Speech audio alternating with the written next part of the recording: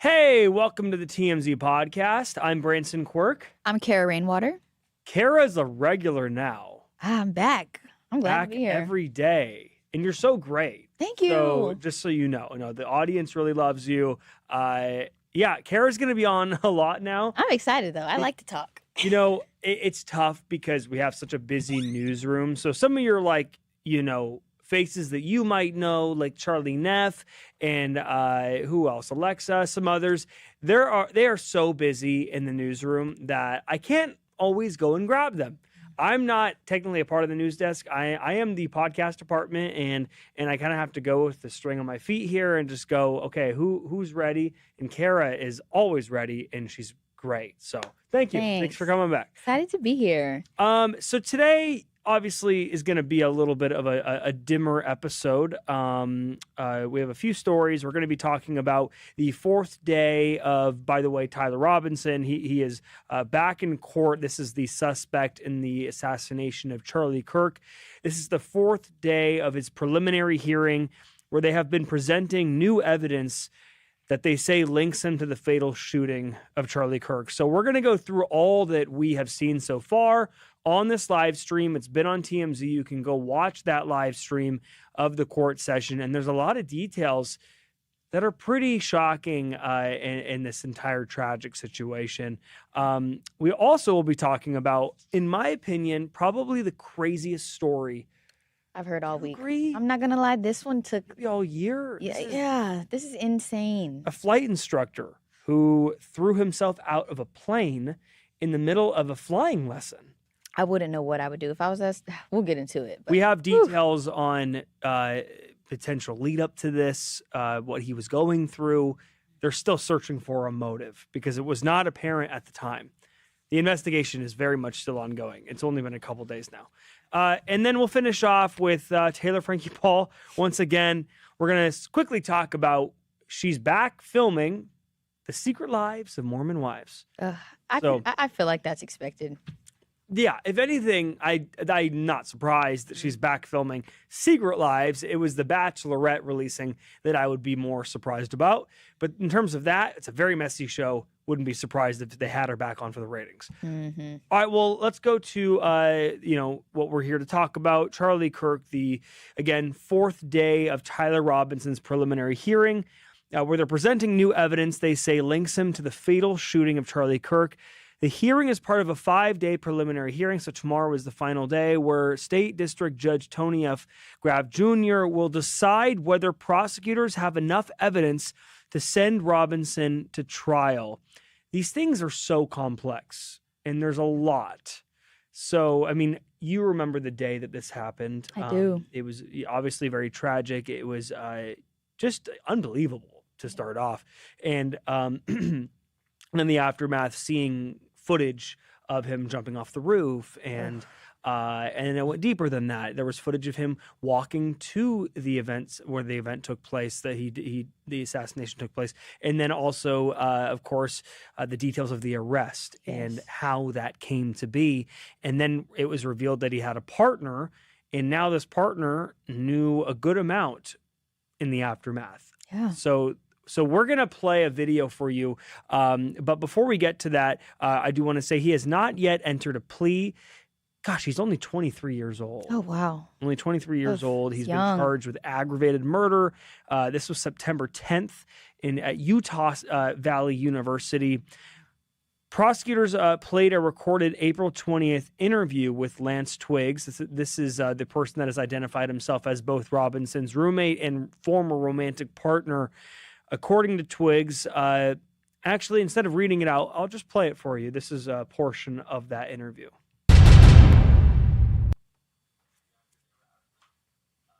Was he pacing?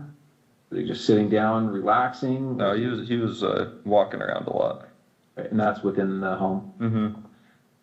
Mm-hmm. And did he talk about what he had done?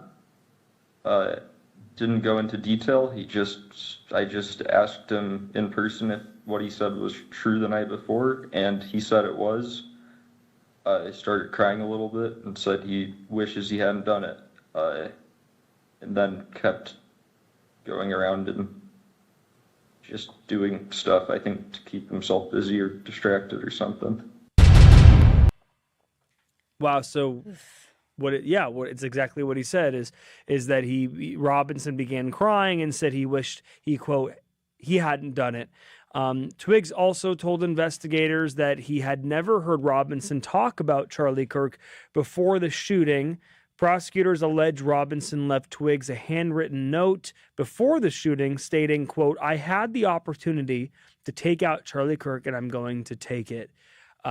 Prosecutors also introduced text messages allegedly sent by Robinson, including, quote, "I had enough of his hatred. Some hate can't be negotiated out." There was additional text showed as well that said, quote, "How long have you been planning this?" And Robinson allegedly responded, "A bit over a week." If I'm remembering correctly, these were text messages that were already released to the public close around the time when they were getting deeper into it. But now this is, again, very complex. This is the pretrial hearing. If they're going to send him to trial, I'm wondering, do you remember, and I want to make sure, I should look this up. I don't have this on my paper, but is he facing the death penalty? Ooh, I actually don't know. By the way, Erica Kirk was there at the Thursday proceedings. So she was there. Let me just quickly research this. If he's facing the death penalty, I believe he is. Is he facing? I believe so too, but I'm not 100%. Let's see. It's unclear right now if he's facing that. I don't think it's been ruled off the table, though. It has not. But attorneys representing Charlie Kirk's family and members of the news media argued that the evidence should remain public. Family attorney Jeffrey Neiman told the judge to not be transparent, to not be open, and let the world see what happened will create doubt and distrust in the judicial system. Before the hearing began, Kirk's family released a statement saying, quote, "Charlie was a beloved husband, son, brother, friend, and father. Every court proceeding serves as a painful reminder of his death and the loss that has irrevocably impacted our lives and the lives of his children." So again, one more day in this pretrial preliminary hearing. But once this trial begins, I believe that this will probably be big. It's all eyes are going to be on, especially towards the end when they make that decision if it's going to be death or not. But man, that was a very crazy. It's a crazy time. Week for all the news, and it was a very troubling thing to watch. And I know that footage, the fact that it was on video. It was on video. It was like all over X. It was oh my god, crazy to see. It was horrible. Yeah, it was. I had seen it and I didn't even know what I was looking at. I was scrolling by and I saw the video like right when it was all happening. I thought it wasn't real. You don't expect something like this to happen. And to see it, that's the crazier part. Yeah, 100%.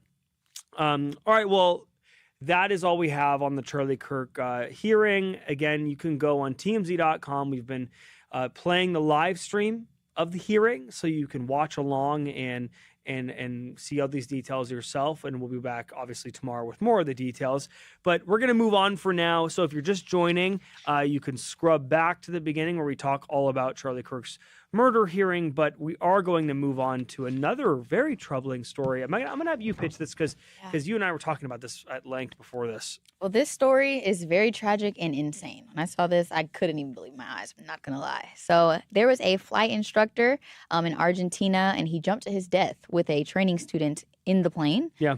So he jumped out, and his last words were, "You know what you have to do, carry on." That's crazy. Let me just pause there for a second. I would lose my mind. Put yourself in those shoes of this woman this girl who is training to be a pilot, and you look over and have you been in a small plane before? I haven't. But I can imagine. It's easy to think about when you're not in it, but if you're in a small plane, that is the unimaginable scenario, nightmare scenario. So sorry, keep going. Yeah, no problem. She's only 22, and I'm I'm 22, so I'm literally picturing myself. Yeah. But so basically, the father told a local newspaper that his son was going through a rough patch. So apparently, the man who jumped out of the plane was seeking psychiatric help, basically, but his coworkers and his job was never aware of that. So it's a crazy situation. But the student was able to successfully land the aircraft, which thank God. I can't imagine freaking out and like, what if she wasn't able to land? That would be a whole different story, you know? It's like he must have been very confident in her, obviously, but that does not mask the issue of, you know, I mean, the irresponsibility of dragging someone into your mess. Right. I know people deal with mental health, and it's a horrible thing, and obviously he was in a situation where he thought that this was what he had to do, and if you ask me, in my opinion on this, I believe that he was potentially planning this for a good amount of time. Probably thought about doing it a few times. Earlier that day, by the way, he went out with another student. I know. So that student could have been the other person. And what if that student wasn't confident enough? But this now affects her the rest of her life. She'll never forget this. She will have trouble flying. Yeah. She may not want to go up in a plane again. It's very traumatic. I can only imagine. And there's no like dash cams in planes. Sometimes there are. They have like their little cameras in there. I've seen videos like that, but I don't know if this plane had that or not. But they're still investigating. This is brand new. And when you see the picture of the flight instructor, you'd never think that. You wouldn't. You know, nice looking guy. And, you know, mental health is very real, but, you know, it does kind of suck. It had to be at the expense of, you know, somebody else. Luckily, she was able to land. But the flying school actually said there was no warning signs that he intended to take his own life. And the man was single and had no children. Yeah. Yeah. I mean, this really seems like very complex because there's no lead up to it. But that is also something that is common with suicide. That you never really know. It's the happiest people, you know. And thank God that this guy was not a commercial pilot. Oh, yeah. For a legitimate airline. Yeah. Because if there was no lead up and he was a commercial airline pilot and he decided to do something, which we have seen in the past, pilot suicide on major airline planes, which is the unimaginable, then that could have happened. But I'm just over the moon that she was able to collect herself and then land the plane, probably completely in shock. Yeah, because you don't even have time to process anything. I mean, you still got to get this plane on the ground. So I can only imagine. I wonder if she landed the plane, or how the landing was. Yeah, was it in the designated area where it was like, how did this? Argentina. I don't know. That's why I don't ever want to fly in a small plane. I really have no desire to. I don't either. Unless it's one of those big planes, I'm good. You always hear these small planes crash, and they always say, and I'm not trying to be insensitive, but they always say after these planes crash, like, oh, he was the best pilot ever. He was the best. Like, this is unheard of. It just shows that, like, it's not the pilot a lot of the times. It's these rickety planes. Yeah, these little aircrafts, they're not always... no. Like, there's an island over by where I live, kind of across the sea, you know, Catalina Island. It's like an hour, and there's an airstrip on that island. And tragically, we've seen planes crash. Just recently, a small plane took off at night there, and it's like up on the hill there on the Catalina Island, and they took off at night, and then immediately they went straight down, and everybody died inside the plane. So I have a friend who it was her best friend. Oh, that's so sad. And she used to work here at TMZ. It was her best friend that was on that flight. So it was just like like, you know, very close to home. It's like, wow, like this could happen to anybody. So that's so I'm already afraid of flying. So yeah, that's enough as it is. The tiny aircrafts. And what about helicopters? Nope. Not a helicopter. Not getting in a helicopter. Not even to like circle Hawaii or Maui. What about you're in Brazil, like Rio, you want to fly around? Oh, heck. Did you just say Brazil? Oh, you know, they have a bad track record. Brazil's like the kingpin of just accidents. Like the bungee jumping? The bungee jump, the hot air balloons, tiny planes. Just most recently, Oliver Cheeks just died in a helicopter crash there. Yeah, you know what? There was another plane crash there where an airliner just spun out of the sky and fell right to the ground. I'm staying away from those. Thanks. So sad. That's really sad. Yeah. Okay. Moving on to our final story.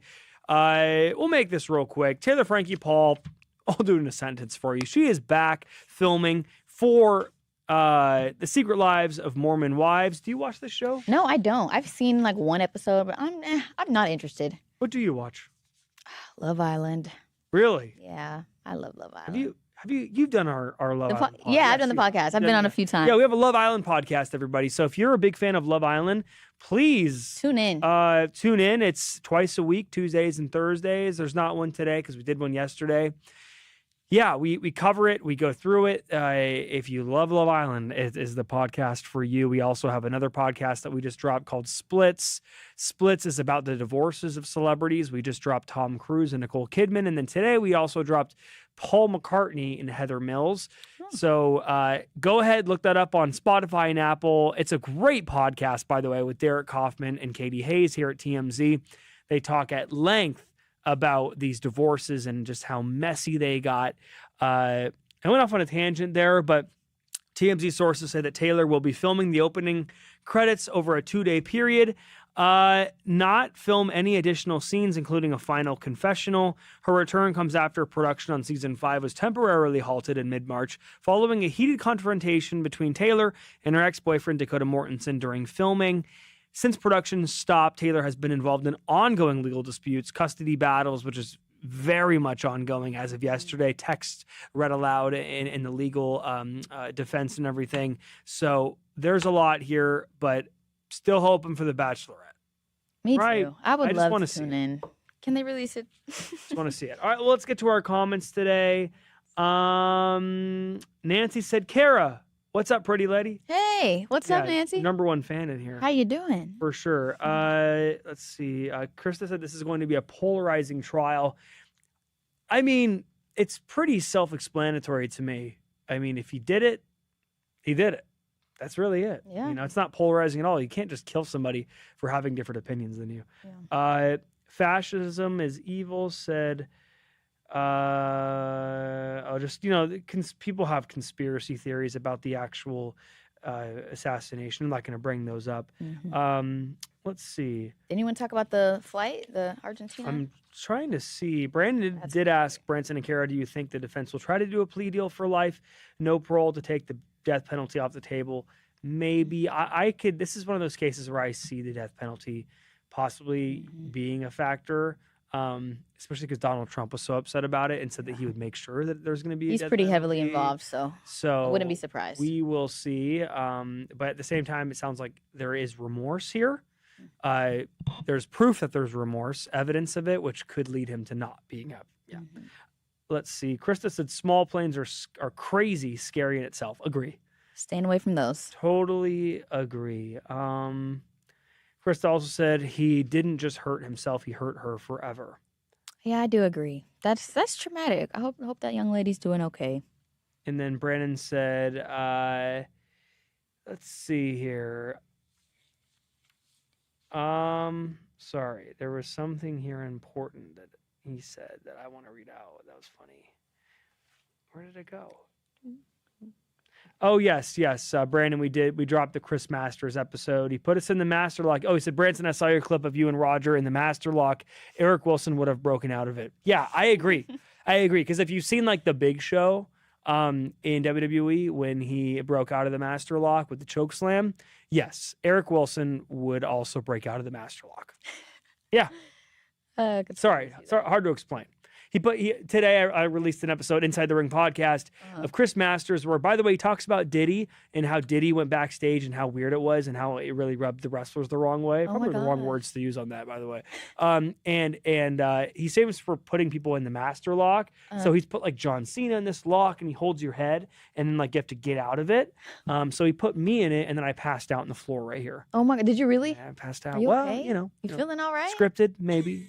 Maybe so. You know, this is wrestling, sports entertainment. But no, go watch it. It's on Instagram. You can see Roger and I. He puts us in a sleeper hold right here. So I gotta check that out. It's not real though. Don't worry. We didn't actually get hurt. It is scripted sports entertainment. So, all right, everybody. Thank you, Kara. Thank you. And we will see you back.